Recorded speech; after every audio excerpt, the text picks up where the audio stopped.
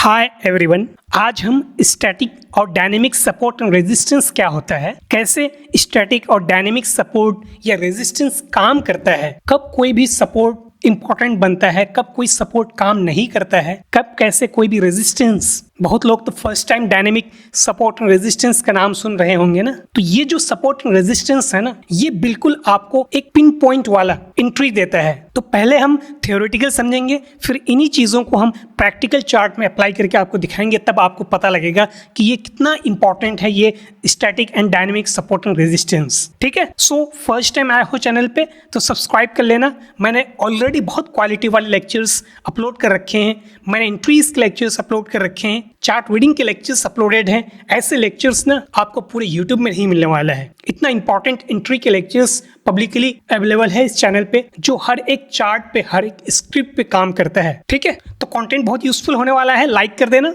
कोई भी डाउट्स हो तो बिंदास कमेंट सेक्शन में पूछ लेना। So let's start. अब देखो, सबसे पहले हम स्टैटिक सपोर्ट और डायनेमिक सपोर्ट की बात करते हैं, उसके बाद हम स्टैटिक रेजिस्टेंस और डायनेमिक रेजिस्टेंस की बात करेंगे। ठीक है, और सबसे पहले हम अप ट्रेंड के केस में देखते हैं, फिर हम डाउन ट्रेंड के केस में समझेंगे कि कैसे कोई भी स्टैटिक या डायनेमिक रेजिस्टेंस डाउन ट्रेंड के केस में काम करता है। ये स्ट्रक्चर तो आपको पता ही होगा ना, ये एक अप ट्रेंड का स्ट्रक्चर है। तो अप ट्रेंड का स्ट्रक्चर मैंने किस तरीके से ड्रॉ किया है, ये एक पॉजिटिव वेव है अप ट्रेंड का, ये एक नेगेटिव वेव है जिसको आप पुलबैक की वेव कहते हो, ये एक रन की वेव है, ये एक पुलबैक की वेव है, ये रन की वेव है, ये पुलबैक की वेव है, और ये एक रन की वेव है। यानी कि आपका स्ट्रक्चर ना कुछ इस तरीके से है, ऊपर जा रहा है। ये अप ट्रेंड का स्ट्रक्चर है, हर एक को पता है। तो इस अप ट्रेंड के स्ट्रक्चर में ये जो स्विंग बनता है ना, ये कौन सा स्विंग बनता है, ये आपका हायर लो स्विंग बनता है। ठीक है, और ये जो स्विंग है ना, ये स्विंग आपका हायर हाई स्विंग बनता है। अप ट्रेंड के स्ट्रक्चर में ये स्विंग्स तो हायर हाइज कहलाते हैं ना, और ये आपका हायर लो कहलाता है। हमने यहाँ मार्क करके भी रखा है, ये आपका हायर हाई पॉइंट है, ये आपका हायर हाई पॉइंट है। ये जो स्विंग है ना, ये आपका हायर हाई पॉइंट है, और नीचे के जितने भी स्विंग्स हैं ये आपका हायर लो पॉइंट बनते हैं। ये भी आपका हायर लो है, ये भी आपका हायर लो है। इतनी चीज़ें क्लियर है ना। और ये स्ट्रक्चर क्या है, ये एक अप ट्रेंड का स्ट्रक्चर है। अप ट्रेंड में प्राइस कुछ इस तरीके से ऊपर जाता है, रन पुलबैक के फॉर्म में। अब देखो, ये जो स्विंग बनता है ना, एक आपका हायर लो स्विंग बनता है अप ट्रेंड के केस में, और एक आपका हायर हाई स्विंग बनता है अप ट्रेंड के केस में। तो जब तक प्राइस इस हायर लो को डिफेंड करता जाएगा, तब तक ये अप ट्रेंड का जो इस तरीके से स्ट्रक्चर है ना, ये चलता जाएगा। इस अप ट्रेंड का स्ट्रक्चर में कोई भी चेंज नहीं आएगा जब तक प्राइस अपने हायर लो को ब्रेक नहीं करता है, तब तक। ये भी आपका हायर लो पॉइंट है, ये भी आपका हायर लो पॉइंट है, ये भी आपका हायर लो पॉइंट है। तो जब तक प्राइस नीचे आके अपना लेटेस्ट जो हायर लो पॉइंट है ना, इसके नीचे अगर कैंडल की क्लोजिंग नहीं करता है, तो जब तक कैंडल की क्लोजिंग नहीं, तब तक मेरा अप ट्रेंड जो है वो डाउन ट्रेंड में चेंज नहीं होगा। इसीलिए पहला कौन सा कंडीशन बना, हायर लो के नीचे क्लोजिंग चाहिए थी। अगर इस हायर लो पे प्राइस क्लोजिंग ना देके यहाँ से नीचे आए और इसी हायर लो पॉइंट से प्राइस सपोर्ट लेके वापस से ऊपर जाए और इस हायर हाई को ही ब्रेक कर दे, तो ये जो सपोर्ट वाला एरिया बनेगा ना, हायर लो पॉइंट पे जो प्राइस सपोर्ट ले रहा है ना, इसको हम डायनेमिक सपोर्ट बोलते हैं। आपको बात समझ आ रही ना। ये जो मेरा हायर लो पॉइंट है, ये मेरा डायनेमिक सपोर्ट बनेगा। मैं यहाँ भी एक लाइन मार्क करता हूँ, मैं इस हायर लो पे भी एक लाइन मार्क कर देता हूँ। तो ये जितने भी हायर लो पॉइंट है, यानी ये जो स्विंग्स हैं, ये मेरे डायनेमिक सपोर्ट बनेंगे। इसके नीचे, इस डायनेमिक सपोर्ट के नीचे कैंडल के क्लोजिंग का मतलब ही है कि यहाँ से प्राइस में ट्रेंड चेंज हो जाएगा। अगर प्राइस को अप ट्रेंड इस तरीके से कंटिन्यू रखना है, तो इस डायनेमिक सपोर्ट के नीचे कैंडल की क्लोजिंग उसे किसी भी हाल में नहीं करनी होगी। आई बात समझ में।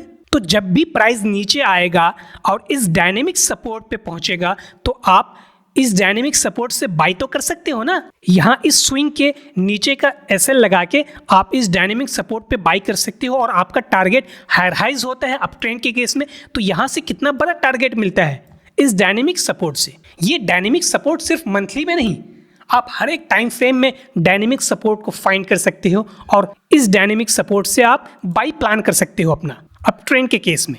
आप मंथली में डायनेमिक फाइंड करो, वीकली में करो, डेली में करो, 15 मिनट में करो, 1 मिनट में करो, हर एक टाइम फ्रेम में डायनेमिक सपोर्ट बनता है। हर एक टाइम फ्रेम का अपना अपना डायनेमिक सपोर्ट होता है। मैं आपको अक्सर लेक्चर्स में क्यों कहता हूँ कि इस लो के नीचे अगर कैंडल की क्लोजिंग हो जाए नीचे आके तो अपना प्राइस जो है ना स्ट्रक्चर बदल देगा, फिर एक नेगेटिव स्ट्रक्चर इस तरीके से स्टार्ट हो जाएगा। उसके पीछे का जो रीज़न है ना वो यही है कि यहाँ ये वाला एरिया जो है डायनेमिक मेरा सपोर्ट बनता है, यहाँ से प्राइस को किसी भी हाल में नीचे कैंडल की क्लोजिंग नहीं देनी पड़ती है। अगर क्लोजिंग दे दी तो ट्रेंड चेंज माना जाएगा। तो डायनेमिक सपोर्ट क्लियर है आपका। अब मैं स्टैटिक सपोर्ट की बात करता हूँ। जब प्राइस यहाँ से ऊपर जाता है और एक हाई पॉइंट बनाता है, ठीक है, ये मेरा हायर हाई पॉइंट बना। हायर हाई पॉइंट बनाने के बाद जब प्राइस नीचे आता है तो ये मेरा एक हायर लो पॉइंट बनता है। अब ये हायर लो पॉइंट बनाने के बाद जब प्राइस वापस से ऊपर जाता है और अपना पिछला हायर हाई के ऊपर में कैंडल की क्लोजिंग कर देता है तो ये मेरा हायर लो कंफर्म माना जाता है। तब तो इस केस में ये जो मेरा हायर हाई पॉइंट बनेगा ना, ये हायर हाई पॉइंट पर जो लेवल बनेगा ये मेरा एक स्टैटिक सपोर्ट वाला लेवल बनेगा। कैसे बनेगा अब आप समझो। मैं एक लाइन लेता हूँ, इसको मैं मार्क कर देता हूँ। इस हायर हाई पॉइंट पे जब मैंने एक लाइन मार्क किया ना तो ये वाला जो मेरा एरिया है ना, ये एरिया मेरा एक स्टैटिक सपोर्ट के तौर पे काम करेगा। अब उसमें भी एक कंडीशन है, ये स्टैटिक सपोर्ट कब काम करेगा, एक क्वेश्चन बनता है ना। अब समझो, जब इस लेग में, ये वाला लेग आपको दिख रहा है ना, इस लेग में अगर स्टैटिक सपोर्ट के पास आपका डिमांड एरिया बनता है, डिमांड एंड सप्लाई तो आपको पता होगा ना, डिमांड एंड सप्लाई के लेक्चर्स बहुत सारे अपलोडेड हैं। अगर इस स्टैटिक सपोर्ट के पास इस एरिया में डिमांड फॉर्म होता है तो प्राइस जब ये हाई लगाएगा ना, ये हाई लगाने के बाद जब प्राइस नीचे आएगा तो इसी स्टैटिक सपोर्ट से प्राइस जो है ना वापस से ऊपर जाएगा और अपना इस पिछला हायर हाई को ब्रेक कर देगा। बट इस स्टैटिक सपोर्ट से उठने का कंडीशन क्या है कि इधर जो है ना लेफ्ट साइड में डिमांड होना चाहिए। अगर डिमांड नहीं है तो ये फिर स्टैटिक सपोर्ट काम नहीं करेगा। लेकिन अगर ये जो मेरा डायनेमिक सपोर्ट है ना, ये जो मेरा डायनेमिक एरिया है, तो इस डायनेमिक एरिया पे अगर डिमांड नहीं भी होता है ना तो भी प्राइस को इस डायनेमिक एरिया से ऊपर तो उठना ही पड़ेगा अगर ट्रेंड कंटिन्यू करना है तो। ऐसे सिचुएशन में क्या होता है कि यहाँ पे इस डायनेमिक एरिया पे या इस डायनेमिक एरिया पे या इस डायनेमिक एरिया पे बायर्स जो है ना वो ऑटोमेटिक एक्टिवेट हो जाते हैं। बड़े प्लेयर्स यहाँ पे एक्टिवेट हो जाते हैं। वो इसलिए एक्टिवेट हो जाते हैं क्योंकि जब वो इस डायनेमिक एरिया से बाई करेगा ना, यहाँ से एसएल जो है ना बहुत ही छोटा होता है और टारगेट यहाँ से बहुत बड़ा होता है, क्योंकि टारगेट तो अप ट्रेंड के केस में हायर हाई होगा ना, अप ट्रेंड के केस में हायर हाई ही होगा क्योंकि प्राइस का स्ट्रक्चर ही कुछ इस तरीके से है।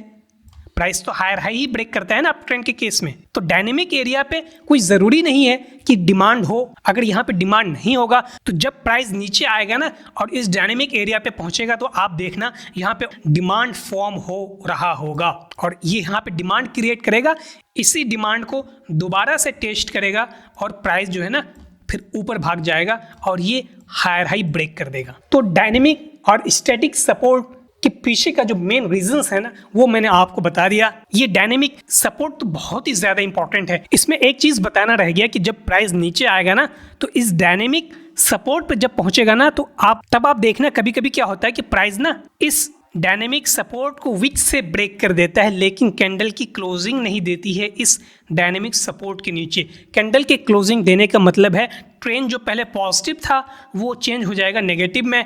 लेकिन अगर इस डायनेमिक सपोर्ट को, इस एरिया को अगर विक से ब्रेक करता है ना इस तरीके से, तो ये जो विक है ना ये एक्चुअल में इस लो के नीचे का लिक्विडिटी हंट है। इस लो के नीचे तो बहुत लोगों के एसएल्स होते हैं ना। लिक्विडिटी क्या है?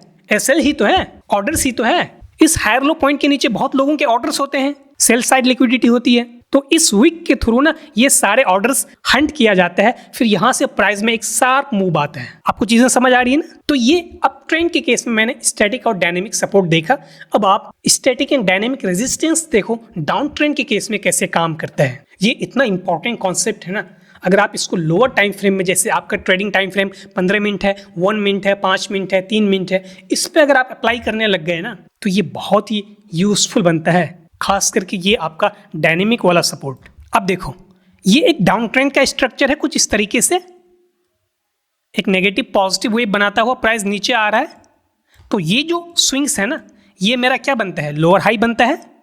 ये सारे स्विंग्स मेरे लोअर हाइज बनते हैं और नीचे के जितने भी स्विंग्स हैं ये मेरे लोअर लोज बनते हैं। अब देखो ये जो लोअर हाई के साथ जो स्विंग बनता है ना, ये लोअर हाई के साथ मैंने एक लाइन मार्क किया है, तो इस लोअर हाई के साथ जो ये एरिया बनाना, ये एरिया मेरा डायनेमिक रेजिस्टेंस कहलाता है। आप ध्यान रखना, डायनेमिक रेजिस्टेंस कहलाता है ये वाला एरिया।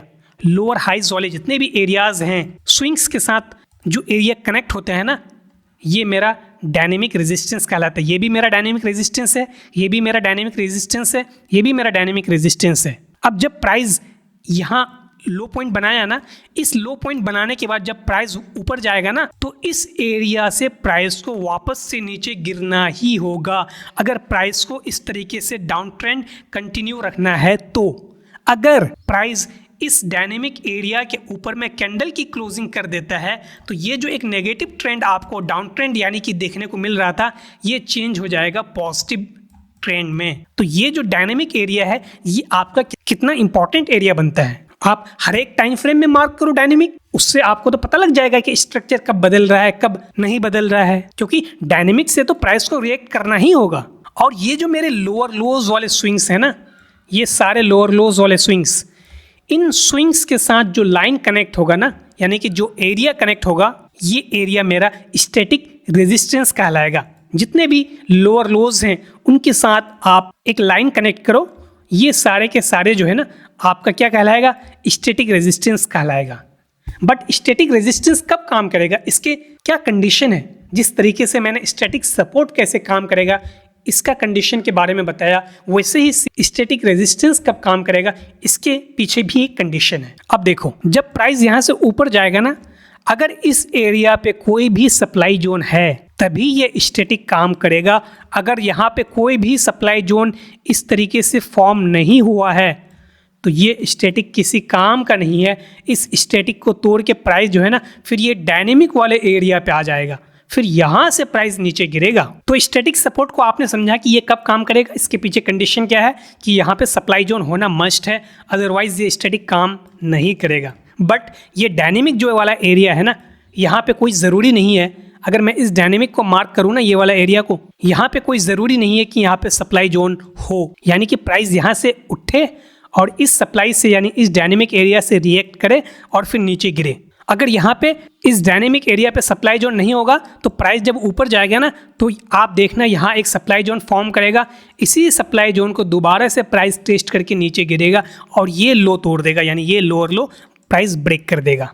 ठीक है, और एक बात और, इस लोअर हाई पर जब भी प्राइस पहुँचेगा ना, हो सकता है कि प्राइस जो है ना इस लोअर हाई को विक से ब्रेक कर दे, कैंडल की क्लोजिंग ना दे ऊपर।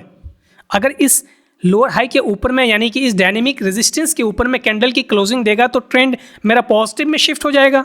बट वीक से ब्रेक करेगा तो ट्रेंड चेंज नहीं होगा, सिर्फ इस लोअर हाइज के ऊपर में जितनी भी लिक्विडिटी होगी उस सारे लिक्विडिटी को हंट करके प्राइस नीचे शार्प गिर जाएगा फिर। ठीक है, तो ये मेरे डायनेमिक रेजिस्टेंस होते हैं और ये मेरा स्टैटिक रेजिस्टेंस होता है। तो आपने अप ट्रेंड के केस में स्टैटिक सपोर्ट और डायनेमिक सपोर्ट देखा, डाउन ट्रेंड के केस में डायनेमिक रेजिस्टेंस और स्टैटिक रेजिस्टेंस देखा। ये रही थ्योरेटिकल। अब हम इसको चार्ट में प्रैक्टिकल अप्लाई करते हैं और वहाँ समझते हैं कि चीज़ें कैसे काम करती है। ठीक है, अब देखना, ये एक रिलायंस का चार्ट है, एक स्टॉक का चार्ट है। आप किसी भी स्क्रिप्ट में ये static and dynamic support resistance find कर सकते हैं और किसी भी टाइम फ्रेम में, ये मैं आपको मंथली टाइम फ्रेम में समझा रहा हूँ, आप किसी भी टाइम फ्रेम पे फाइंड करना, ये हर एक टाइम फ्रेम में एप्लीकेबल है, हर एक टाइम फ्रेम में काम करता है। पहले आपको ये अप ट्रेंड का स्ट्रक्चर है ना, ये एक रिलायंस का जो स्ट्रक्चर है ये मंथली में अप ट्रेंड है। तो इस पॉजिटिव स्ट्रक्चर में हम आपको स्टैटिक और डायनेमिक मार्क करके दिखाते हैं कि कैसे स्टैटिक और डायनेमिक मार्क किया जाएगा। पहले आप ना इस रिलायंस का स्ट्रक्चर को देखो। ये रिलायंस का एक पॉजिटिव वेव है मंथली टाइम फ्रेम में, ये एक नेगेटिव वेव है, ये एक पॉजिटिव वेव है, ये एक नेगेटिव वेव है, ये पॉजिटिव है, ये नेगेटिव है, ये पॉजिटिव, ये नेगेटिव, ये पॉजिटिव, ये नेगेटिव, ये पॉजिटिव, ये नेगेटिव, ये एक पॉजिटिव, ये एक नेगेटिव और ये एक पॉजिटिव वेव चलना स्टार्ट हुआ है। ये मैं पॉजिटिव और नेगेटिव वेव आपको इसलिए मार्क करके दिखा रहा हूँ ताकि अभी स्टैटिक और डायनेमिक जब सपोर्ट मार्क करेंगे ना तो आपको समझने में कोई प्रॉब्लम ना हो। तो ये जो मार्किंग है ना, इसको मैं ऊपर रख लेता हूँ ताकि आपको साथ में ही समझा सकूँ। अब आप देखना, इस हाई पॉइंट के ऊपर में यहाँ पे कैंडल की क्लोजिंग हुई है। क्लोजिंग होते ही ये जो मेरा स्विंग है ना, ये स्विंग मेरा हायर लो कन्फर्म माना जाएगा। हायर लो इसलिए मान रहे हैं क्योंकि स्ट्रक्चर क्या है, पॉजिटिव है। तो जब स्ट्रक्चर पॉजिटिव होगा तो ये स्विंग मेरा हायर लो होगा ना। अब हायर लो बनने के बाद ये स्विंग मेरा क्या होगा, हायर हाई होगा। यहाँ से प्राइस पुलबैक लेता है, पुलबैक लेने के बाद यहाँ पे एक लो बनाता है, ये लो मेरा क्या कहलाएगा, हायर लो कहलाएगा। यहाँ से वापस से ऊपर जाता है और इस अपने पिछले हायर हाई को ब्रेक कर देता है और ये एक नया हाई बनाता है, तो ये नया हाई मेरा हायर हाई कहलाएगा। ये जो मेरा हायर लो है ना, ये हायर लो मेरा डायनेमिक सपोर्ट कहलाएगा, ये वाला। उसी तरीके से ये जो मेरा हायर लो है ना, ये मेरा डायनेमिक सपोर्ट बनेगा। ठीक है, मैं आपको क्लियर करके समझाता हूँ। तो ये स्विंग मेरे डायनेमिक सपोर्ट बन जाएंगे। ऐसे ही ये स्विंग मेरा डायनेमिक सपोर्ट बन जाएगा। अब यहाँ पे बहुत इंटरेस्टिंग चीज़ है, देखो मैंने क्या कहा था आपको, ये मेरा हायर लो पॉइंट है, इसके नीचे कैंडल की क्लोजिंग नहीं होनी चाहिए अगर अप ट्रेंड कंटिन्यू रखना है तो ये जो स्विंग है ना, इसने अपने पिछले डायनेमिक सपोर्ट को ब्रेक नहीं किया। ठीक है, इसको डिफेंड करता हुआ प्राइस ऊपर चला गया और इस पिछले हायर हाई को ही ब्रेक कर दिया। तो ट्रेंड तो कंटिन्यू है ना, अप ट्रेंड का स्ट्रक्चर। बट ये जो मेरा स्विंग है ना, हायर लो वाला स्विंग, इस हाई पॉइंट बनाने के बाद जब प्राइस नीचे आया ना, तो अब आप देखना इस हायर लो पॉइंट के नीचे कैंडल की क्लोजिंग तो नहीं दी, यानी कि ऊपर का जो डायनेमिक सपोर्ट है ना, इस सपोर्ट के नीचे कैंडल की क्लोजिंग तो नहीं दी, यानी कि कैंडल की क्लोजिंग नहीं दिया तो ट्रेंड चेंज नहीं माना जाएगा। बट उसने विक के थ्रू इस डायनेमिक सपोर्ट के नीचे, इस डायनेमिक सपोर्ट के नीचे जितने भी ऑर्डर्स थे, यानी जितने भी लिक्विडिटी थी, उन सबको हंट कर दिया। उन सबको हंट करने के बाद प्राइस में देखो कितना शार्प ऊपर चला गया, क्योंकि यहाँ पे ऑर्डर्स मिल गए ना। इस डायनेमिक सपोर्ट के नीचे जितने भी ऑर्डर्स थे, ऑर्डर्स को पिक करने के बाद प्राइस में एक स्ट्रेंथ आ गया और प्राइस कितना शार्प बड़ी बड़ी कैंडल्स बनाता हुआ ऊपर चला गया। तो ये चीज़ें आपको ध्यान रखनी है कि डायनेमिक सपोर्ट के नीचे विक से ब्रेक करेगा तो ट्रेंड चेंज नहीं माना जाएगा। अब तो कोई सोचेगा कि इस लो के नीचे प्राइस ब्रेक कर दिया तो ट्रेंड मेरा नेगेटिव शिफ्ट हो जाएगा, जबकि प्राइस देखो कितना यहाँ से शार्प ऊपर मूव कर गया। ऐसे ही आप हर एक टाइम फ्रेम का डायनेमिक सपोर्ट निकालिए और डायनेमिक सपोर्ट से आप बाय कीजिए ना, क्या दिक्कत है। तो यहाँ से प्राइस ऊपर गया, एक हाई बनाया, हाई बनाने के बाद प्राइस एक लो लगाता है, ये लो मेरा हायर लो कहलाएगा। इस लो के बाद प्राइस जब ऊपर जाता है ना, तो अपना पिछला हायर हाई के ऊपर में कैंडल की यहाँ क्लोजिंग देती है। क्लोजिंग मिलने के बाद ये जो मेरा एरिया है ना हायर लो, ये कंफर्म माना जाएगा और अब मेरा जाके ये एक डायनेमिक सपोर्ट वाला एरिया बनेगा। ये एरिया डायनेमिक सपोर्ट बन जाएगा, ये एरिया मेरा स्टैटिक सपोर्ट बन जाएगा। अब आप एक चीज़ देखना, मैं बताना भूल गया, इस स्टैटिक सपोर्ट के पास अगर यहाँ पे कोई डिमांड आएगा तो ये स्टैटिक काम करेगा, ये बात तो मैंने बताई आपको। लेकिन अगर इस स्टैटिक सपोर्ट के पास कोई एफईजी भी आता है ना, तो भी ये स्टैटिक काम करेगा। ठीक है, तो ये हाई लगाने के बाद जब प्राइस नीचे आया तो इस डायनेमिक तक तो पहुंचा ही नहीं ना, ये इसी स्टैटिक वाले एरिया से उठा है और ये मेरा एक एफईजी है। अगर मैं इस एफईजी को रेक्टेंगल के थ्रू मार्क करूँ ना, तो ये आपका एफईजी कुछ इस तरीके से मार्क होगा। इसी एफईजी के साथ मेरा स्टैटिक है और इसीलिए प्राइस यहाँ से रिएक्ट करता है और इस हाई पॉइंट के ऊपर में कैंडल की क्लोजिंग कर देता है। तो जो ही इस हाई पॉइंट के ऊपर में कैंडल की क्लोजिंग हुई ना, यहाँ पे इस हाई पॉइंट के ऊपर में इस कैंडल ने क्लोजिंग दी, तो ये जो स्विंग है ना, ये स्विंग मेरा अब वैलिड हायर लो बन गया और ये मेरा डायनेमिक एरिया बन गया। तो जब ये डायनेमिक बन गया ना, अब प्राइस इस डायनेमिक एरिया को ब्रेक नहीं कर सकता है।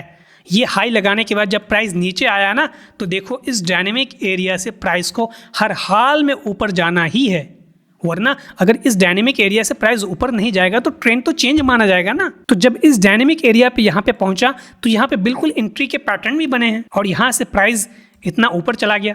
जब इस हाई पॉइंट के ऊपर में कैंडल की यहाँ पे क्लोजिंग मिल गई तो अब ये भी मेरा एक वैलिड डायनेमिक एरिया बन गया, यानी कि वैलिड हायर लो ही डायनेमिक एरिया कहलाता है और वैलिड हायर हाई पॉइंट ही मेरा स्टैटिक सपोर्ट बनता है। तो जब ये हाई पॉइंट लगाया ना, ये मेरा हायर हाई कहलाएगा। इस हायर हाई बनने के बाद प्राइस जब नीचे आता है तो मेरा डायनेमिक एरिया तो ये है ना, यानी कि इस लो को ब्रेक नहीं करना पड़ेगा प्राइस को। अगर ये लो ब्रेक कर देगा, ये वाला लो, प्राइस नीचे आके ये लो ब्रेक कर देगा, इस तरीके से कैंडल की क्लोजिंग दे देगी, तो ये जो एक स्ट्रक्चर है ना रिलायंस का पॉजिटिव, ये नेगेटिव में शिफ्ट हो जाएगा फिर। तो ये लो हर हाल में बचाना पड़ेगा इसको। तो ये डायनेमिक एरिया से पहले यहाँ एक मेरा डिमांड भी है, प्राइस इसी डिमांड को लेके वापस से ऊपर जा रहा है। तो अप ट्रेंड के केस में ये डायनेमिक एरिया बहुत इंपॉर्टेंट होता है अगर इसके नीचे क्लोजिंग हो जाए तो प्राइस का स्ट्रक्चर ही चेंज हो जाता है, प्राइस का ट्रेंड ही चेंज हो जाता है। ऐसे ही सिमिलरली डाउन ट्रेंड के केस में भी स्टैटिक रेजिस्टेंस और डायनेमिक रेजिस्टेंस काम करता है। आप इस पे प्रैक्टिस किया कीजिए। अलग अलग टाइम फ्रेम में स्टैटिक सपोर्ट और डायनेमिक सपोर्ट, स्टैटिक रेजिस्टेंस और डायनेमिक रेजिस्टेंस को मार्क किया कीजिए और देखिए क्या यहाँ से प्राइस का रिएक्शन मिलता भी है या नहीं। ठीक है, आई होप आपको सारी चीज़ें समझ आई। कोई भी डाउट्स हो तो बिंदास कमेंट सेक्शन में पूछ लेना। अभी स्टैटिक और डायनेमिक सपोर्ट एंड रेजिस्टेंस मैंने आपको बताया, अब इसका एक हायर लेवल आएगा, स्टैटिक सपोर्ट एंड रेजिस्टेंस का एक हायर वर्जन वाला लेक्चर आएगा। उस पर आप देखना कि कितने कितने इंपॉर्टेंट पॉइंट्स मैं सपोर्ट एंड रेजिस्टेंस को लेके बताता हूँ। सपोर्ट एंड रेजिस्टेंस भी चार्ट में काम करता है, ऐसा नहीं है कि ये काम नहीं करता है, बट ये किस सिचुएशन में काम करता है मैंने सारे सिचुएशंस आपको बताया। अब अगला जो लेक्चर आएगा ना, सपोर्ट एंड रेजिस्टेंस का जो हायर वर्जन होगा ना, उस पर कई सारे मैं इंपॉर्टेंट पॉइंट्स आपको बताऊंगा। उन सारे पॉइंट्स को आप ध्यान रखना, तो सपोर्ट एंड रेजिस्टेंस में ना आप मास्टरी कर लोगे। ठीक है, तो लाइक नहीं किया तो कर देना, औरों तक भी शेयर करना। See you in the next one, bye.